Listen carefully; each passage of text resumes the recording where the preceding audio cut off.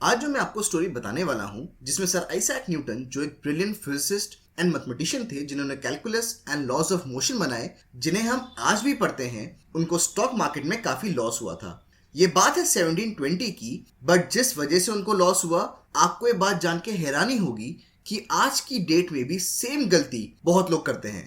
इस लॉस के बाद आइजैक न्यूटन ने कहा था कि मैं हेवनली बॉडीज जैसे स्टार्स, प्लैनेट्स, इनकी मूवमेंट की कैलकुलेशन तो कर सकता हूँ बट लोगों के पागलपन की नहीं। सो पहले देखते हैं कि हुआ क्या था और इससे हम क्या सीख सकते हैं जिससे सेम मिस्टेक हम ना करें। तो चलिए स्टार्ट करते हैं।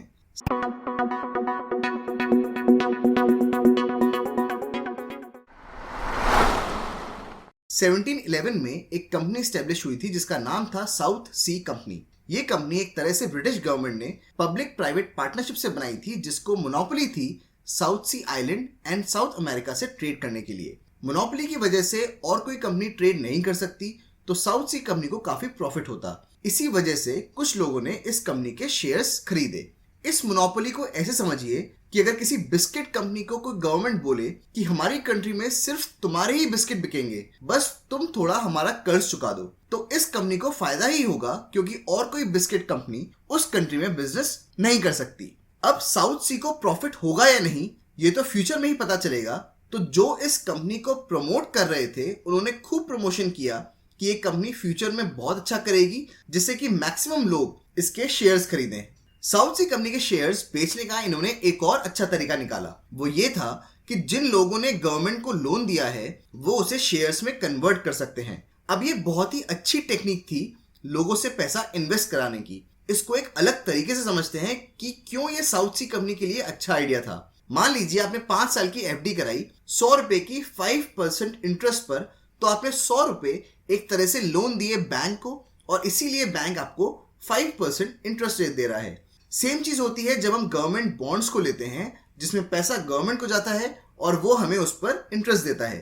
अब अगर आपको ऑप्शन मिले कि 100 रुपए जो आपने बैंक को दिए हैं एज एफडी वो शेयर्स में कन्वर्ट हो सकते हैं एक कंपनी के, और क्योंकि ये कंपनी फ्यूचर में काफी अच्छा करेगी जिससे इसका शेयर प्राइस बढ़ेगा तो आपको बहुत प्रॉफिट होगा।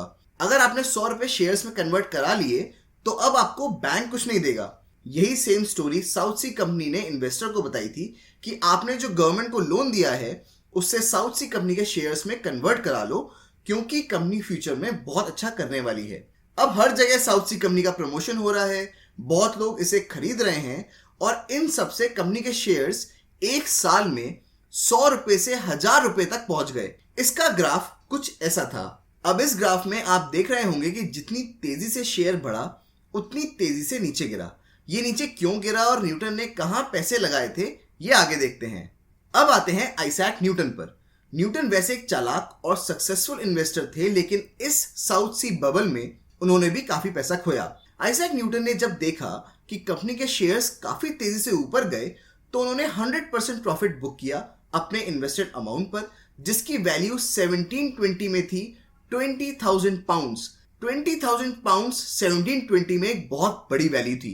अब आइडियली जब प्रॉफिट बुक कर लिया तो उन्हें शेयर्स को स्टडी करना चाहिए था, देखना चाहिए था कि शेयर प्राइस आगे बढ़ेगा या नहीं, फ्यूचर कैसा है कंपनी का। लेकिन जब कंपनी का इतना प्रमोशन हो रहा हो, सब लोग खरीद रहे हो, इन्वेस्टर्स में लालच आ जाए और ये लगने लगे कि सबको प्रॉफिट हो रहा है कहीं मैं ना रह जाऊं, तो ऐसे केस में इन्वेस्टर दिमाग से काम कम लेते हैं। और ऐसा ही हुआ क्योंकि आइजैक न्यूटन ने वापस से पैसे लगाए और इस टाइम पहले से भी ज्यादा पैसे लगाए प्रॉफिट के लिए। अब उस टाइम जो भी शेयर्स ले रहे थे उनको नहीं पता था कि ये शेयर प्राइस अपने पीक पर है। साउथ सी कंपनी ने उसके बाद अच्छा नहीं किया और उसके प्रमोटर्स को भी जेल हो गई जिससे शेयर्स के प्राइस एकदम नीचे आ गए और इन्वेस्टर्स ने इसमें काफी पैसे खोए। आइजैक न्यूटन को भी जितना प्रॉफिट पहले हुआ था वो तो गया ही और साथ में और पैसे भी गए।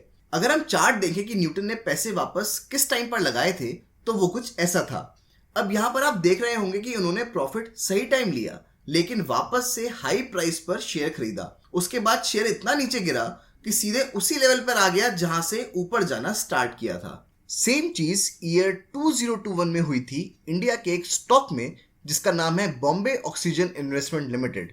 कोरोना वायरस की वजह से ऑक्सीजन डिमांड में थी तो इन्वेस्टर्स ने बॉम्बे ऑक्सीजन कंपनी के शेयर्स खरीदने स्टार्ट किए, ये सोचकर कि एक ऑक्सीजन बनाने वाली कंपनी है उस कंपनी के प्राइस जहां 1 अप्रैल को 11,000 के आसपास थे, वो 20 अप्रैल तक मतलब सिर्फ 20 दिनों में 25,000 तक आ गए। लेकिन कुछ इन्वेस्टर्स होते हैं जो कंपनी में पैसा लगाने से पहले उसको स्टडी करते हैं। जब स्टडी किया तो ये पता चला कि इस कंपनी के नाम में ही ऑक्सीजन है बस, लेकिन ये कंपनी ऑक्सीजन बनाती नहीं है। जब ये न्यूज़ फैली तो शेयर प्राइस वापस से 12,000 पर आ गए और काफी इन्वेस्टर्स ने पैसा खोया।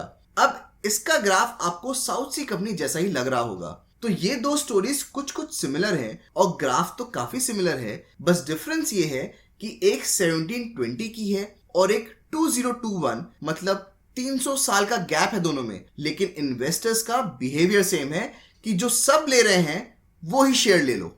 तो इससे हम क्या सीखते हैं? फर्स्ट है, शेयर्स खरीदते टाइम आपके पास कोई लॉजिक होना चाहिए और वो किसी भी साइंस पर हो सकता है, चाहे वो कैंडलस्टिक हो, टेक्निकल एनालिसिस हो या फंडामेंटल एनालिसिस हो।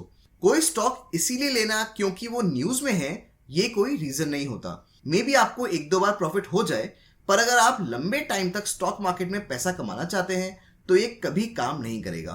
सेकेंड लर्निंग है ट्रेडिंग साइकोलॉजी को समझना। स्टॉक का प्राइस बढ़ रहा है और आपको लगता है कि कहीं अपॉर्चुनिटी मिस ना हो जाए। स्टॉक मार्केट में आप ना तो सारी अपॉर्चुनिटी को ग्रैब कर सकते हैं, क्योंकि हर स्टॉक को आप नहीं पकड़ सकते, और ना ही कभी कोई अपॉर्चुनिटी मिस होती है। आपको नॉलेज लेनी पड़ेगी इस चीज की कि कब एंटर करना है और कब निकलना है, क्योंकि अपॉर्चुनिटी वापस भी आएगी और आपको इसके लिए रेडी रहना चाहिए। हो सकता है स्टॉक 20% बेस प्राइस से इंक्रीज हुआ, आप एंटर हुए और वो प्राइस गिर गया, और ये भी हो सकता है कि स्टॉक 50% इंक्रीज हुआ एंड आपको लगा कि ये काफी इंक्रीज हो गया, पर वो स्टॉक उसके बाद भी 100% जंप मारा।